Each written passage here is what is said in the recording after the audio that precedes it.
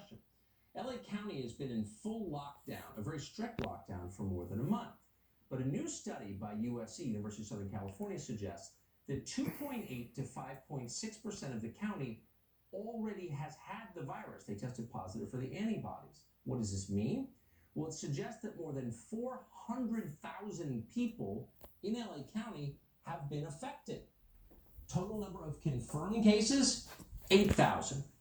We thought 8,000 people had got it. Turns out over 400,000 had got it. In other words, despite an unprecedented and strict lockdown, the disease apparently still spread all over. But fortunately, thank God, few people died. What does that tell you about what we're doing? We should think this through. And by the way, the end of the study had a line that said, we should think through our policies based on these numbers, on the science. Meanwhile, some encouraging news today from Ohio. The state's prison system has a huge number of coronavirus cases, massive, really, but most have no symptoms. Fascinating. Dr. Mark Siegel is a medical contributor here at Fox. He's also a professor at NYU Langone Health. He joins us with more. Hey, doctor.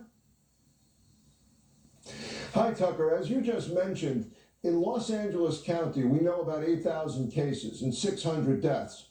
But a study out of the University of Southern California that's ongoing shows 4% of those tested in the county were positive for COVID-19, meaning the vast majority of people in the county who've had it, didn't know they had it, were asymptomatic. As you said, this projects out to over 300,000 people, not 8,000.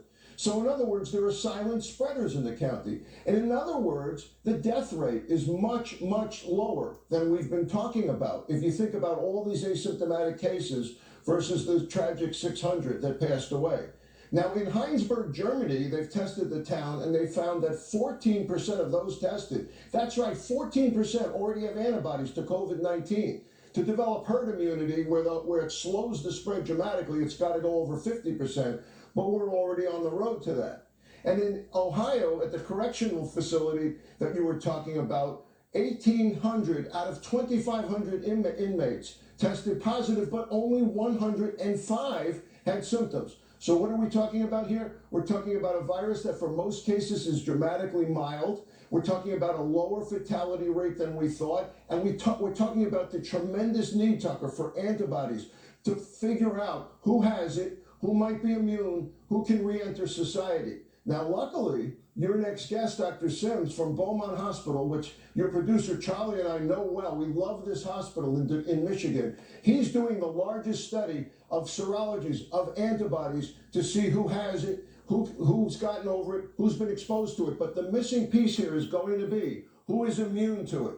We don't yet know that exact issue. We have to figure out exactly the antibody test to do so we can say, you're immune, you can go to a baseball game, you're immune, you can go back to work, you're immune, you can go to school.